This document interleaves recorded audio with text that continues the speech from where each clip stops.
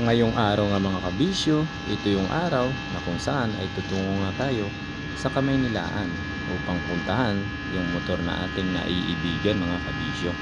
Plano nga natin kumuha ng bago nating big bike mga kabisyo na talaga namang matagal ko nang pinapangarap ito at sabihin na natin napakatagal din talaga nating inipon-ipunan mga kabisyo. So excited na nga ako na makuha ito.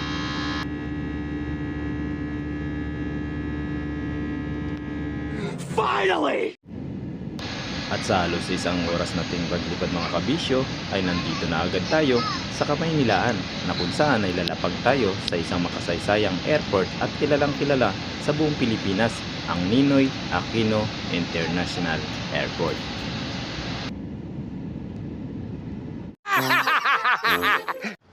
At syempre wala akong sinayang na oras at dumiretso ka agad ako sa kumpanya na kung saan kukunin natin ang bago nating motor at kasama nga natin dito mga kabisyo si Kaltas at si Masbati Vlog. Salamat sa inyong dalawa.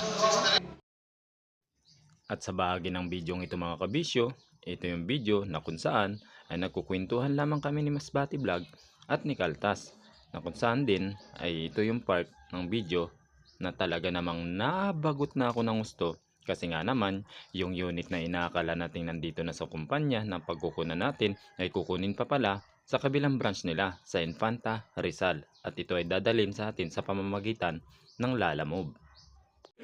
Finally!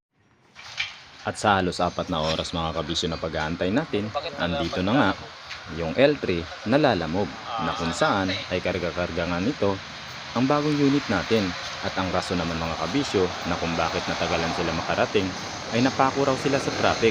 Magmula nga naman mga kabisyo Infanta Rizal tungo rito sa parting Manila ay sobrang tagal talaga nila makarating dahil nga raw sa traffic. So ito mga kabisyo, ibababa na nga nila at mamaya-maya lang mga kabisyo ay i-activate na nila. Mga bisyo, sa bandang gabi sa inyo lahat at nagbabalik na naman tayo. So yun ngayon, i-release na nga mga kabisyo yung bagong baby natin. Binili 302 mga kabisyo. Binili, hindi inutang. Char. So yun, inactivate na lang. Tapos inaano ni Chief Mechanics, chine-check niya yung healthy ng healthy talaga ng kalagayan ng motor mga kabisyo. At mamaya-maya lang magsa-sound check na tayo mga kabisyo. Yun no. Grabe, parang kotse yung minor mga kabisyo.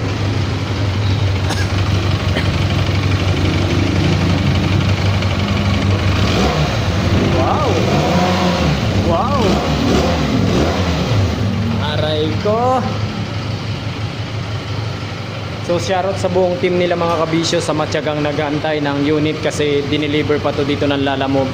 Kaya medyo napa-overtime silang lahat. Maraming salamat kabisyo. Update natin kayo sa mga iba pang video nito. Maraming salamat po. Ingat po sa lahat.